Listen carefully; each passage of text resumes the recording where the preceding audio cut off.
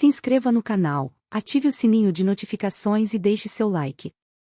Procure perceber quantas vezes você acha que o outro pensa que você é gordo, feio, burro, chato, etc. e como isso prejudica sua autoestima. Depois, imagine que você vive numa ilha deserta. O problema ainda seria tão sério? Lá, para a grande maioria de nós, seria totalmente indiferente se fossemos feios, burros ou chatos, pois não haveria ninguém para perceber. Para nós, tudo gira em torno do que pensamos que os outros pensam. Por trás disso está a estratégia da autoestima espelhada, sobre a qual falamos na seção Necessidade de Autoestima e Reconhecimento, no capítulo 6. É por isso que vale a pena fazer o exercício de simplesmente olhar para o mundo, ver tudo que existe, e parar de se enxergar com os olhos de outras pessoas, que na verdade são os nossos olhos. Assim enxergamos muito mais coisas e percebemos melhor o que está à nossa volta. Vou falar mais sobre os exercícios que podem ajudar você a fazer as pazes com sua criança sombra e a acolhê-la, no capítulo 16. Agora, vamos nos aprofundar nas estratégias de autoproteção, aqueles comportamentos com os quais tentamos abafar e enfraquecer nossa criança sombra, em geral de modo inconsciente. Como vimos, a criança sombra em si acaba trazendo menos problemas do que essas estratégias que criamos para lidar com ela. Capítulo 13. As estratégias de autoproteção da criança sombra.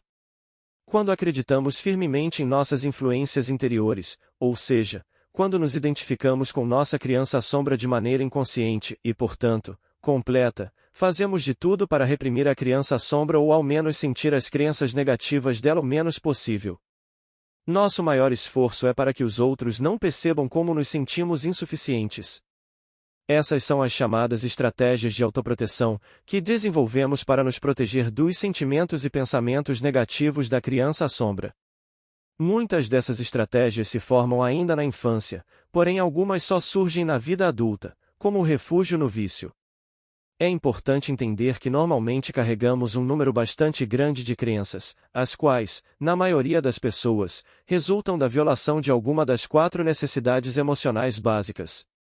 Assim, dispomos de um leque de estratégias, grande parte delas se manifestando em nossas ações. Primeiro veremos as funções e as consequências fundamentais das estratégias de autoproteção para depois examinar de perto as mais usadas.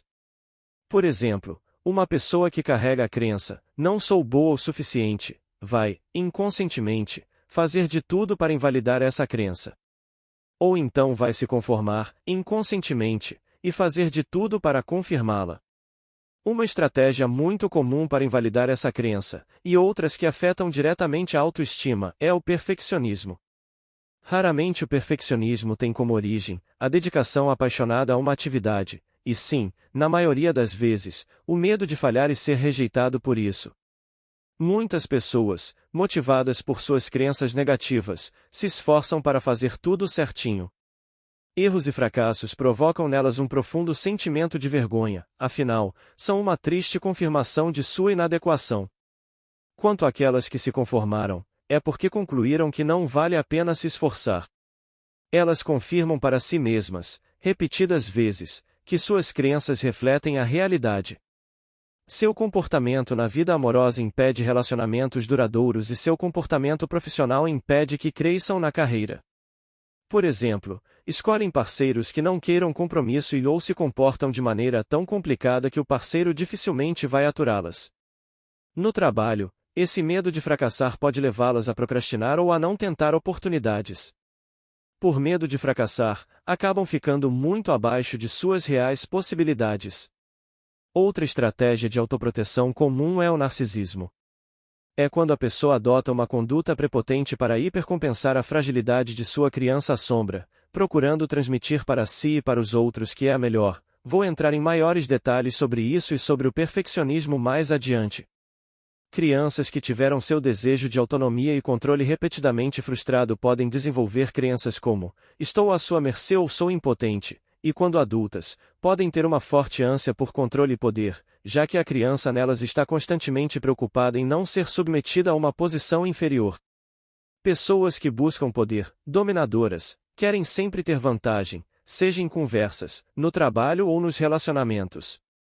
Não são poucas as que têm medo de estabelecer vínculos porque a criança nelas associa a proximidade emocional à desproteção.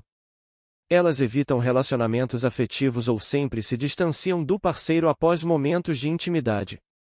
No entanto, se a criança sombra dessa pessoa já se conformou, ela vai criar laços com pessoas que lhe pareçam poderosas e dominantes e se submeter voluntariamente a elas.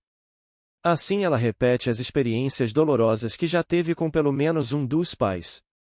Um exemplo típico disso é uma mulher que se une a um homem que a domina ao extremo ou até mesmo a maltrata. O mesmo vale para um homem que se submete à esposa autoritária. Entretanto, se sua necessidade de estabelecer vínculos tiver sido frustrada, de modo que uma de suas crenças seja estou sozinha, ela pode ter adquirido um comportamento muito dependente como estratégia de autoproteção. Ela vai sempre ser cautelosa quanto à harmonia e ao equilíbrio para não pôr em risco suas relações. Ou então a criança sombra se esquiva de relacionamentos íntimos para se defender do medo do abandono, segundo o lema não se pode perder o que não se tem. Assim ela mantém o controle sobre sua situação. Nesse caso, a criança sombra aprendeu que a solidão é a opção mais segura. Uma crença relacionada à necessidade emocional básica de obter prazer ou evitar desprazer pode ser algo como não tenho permissão de sentir prazer. Pessoas que nutrem essa crença costumam se proteger se refugiando no trabalho, pois não sabem o que fazer com seu tempo livre. Elas também podem seguir rotinas compulsivas, sendo disciplinadas ao extremo.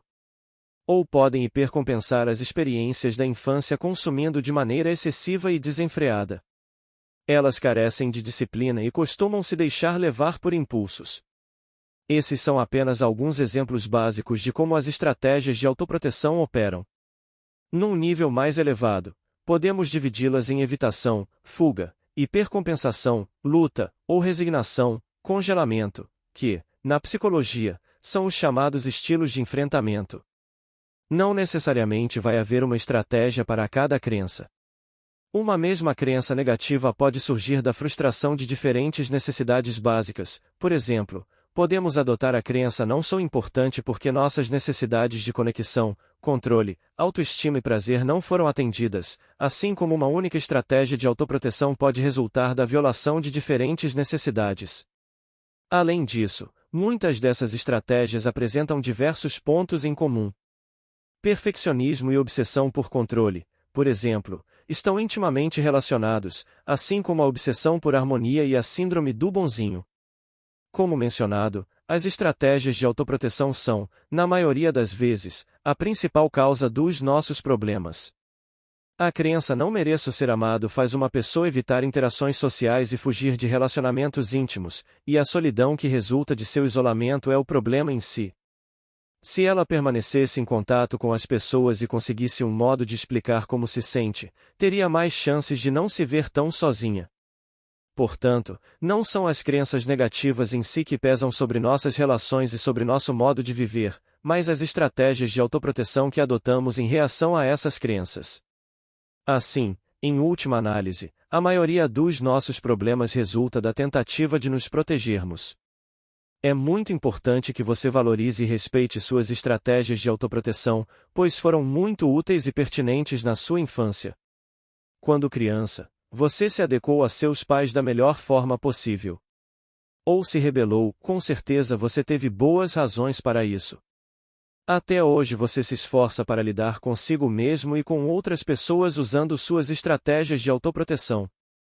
E esses esforços merecem todo o seu reconhecimento. Só tem um problema nisso, sua criança sombra ainda não compreendeu que vocês, ela e seu ego adulto, cresceram. Ela ainda vive na realidade de antigamente. Vocês hoje são livres e capazes de cuidar de si mesmos. Você não depende mais dos seus pais. O adulto conta com recursos muito melhores para se proteger e se afirmar. É claro que vou lhe ensinar esses recursos, mas antes disso você precisa reconhecer e compreender suas estratégias da infância para então respeitá-las e transformá-las. A seguir vou apresentar as categorias gerais nas quais as estratégias individuais e específicas podem ser classificadas. Por exemplo, se você se protege jogando por horas e horas no computador, e assim escapando da realidade, pode categorizar isso como fuga-evasão.